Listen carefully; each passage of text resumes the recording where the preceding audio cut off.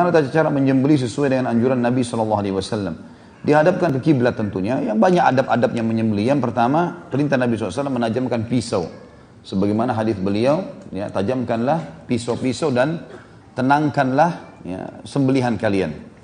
Makna daripada tajamkan pisau supaya pada saat menyembelih tidak terlalu menyakiti si hewan.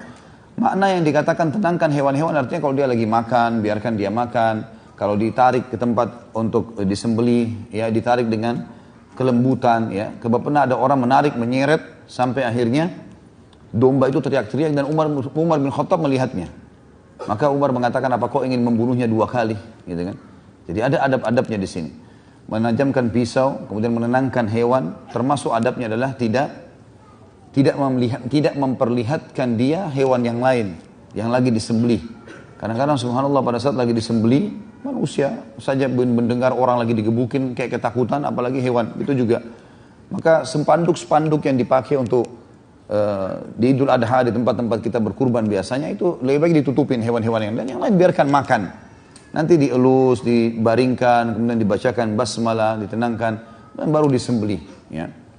Termasuk juga di sini dibaringkan, lehernya mengarah ke kiblat. Ya. Lehernya mengarah ke kiblat, gitu kan? Dan termasuk adabnya adalah menyembelih dengan 1 kali irisan. Maksudnya mengirisnya di bagian tengah, kemudian menarik di bagian bawah dan menarik di bagian atas. Ya. Ini biasanya kalau saya khutbah Idul Adha, kalau pas di Jakarta, seringkali saya praktekin di depan jamaah. Setelah itu bagaimana cara menyembelih, baik itu kambing ataupun sapi. Kemudian saya minta orang-orang yang menyumbang untuk mempraktekannya. Ada yang khawatir, tapi alhamdulillah setelah mereka praktekin sekali, bahkan ada seorang bapak itu hari di Kalibata City, semangat sekali dia. Begitu Masya Allah dia bisa sembelih kambingnya sendiri, dia tawarkan semua jemaah, biar saya sembelih. Ya, itu termasuk sunnah Nabi sebenarnya ya, menyembelih, karena beliau praktekin itu.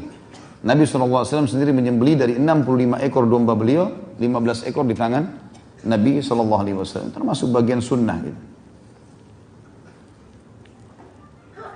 Juga termasuk darahnya harus ditetesin sampai akhir ya.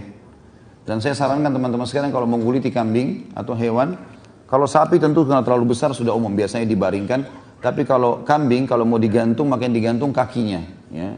Kakinya, dan biasanya saya lihat ada beberapa tempat lehernya yang digantung. Ya, jadi setelah dipotong, itu digantung lehernya baru dikulitin. Darahnya itu bisa masuk kembali ke dalam tubuh kan. Jadi lebih baik yang tepat yang sering dilakukan di beberapa tempat, telapak kakinya yang di sendinya ada yang dipatah, kemudian digantung, itu jauh lebih baik untuk mengulitinya, sehingga darah-darahnya itu bisa netes semua. Karena darah haram tetap hukumnya. Ya, darah tetap haram. Dan pemahaman yang mengatakan kalau daging itu masih ada darahnya berarti lebih baik, itu belum tentu. Malah harus kita hindari dari darah. Gitu.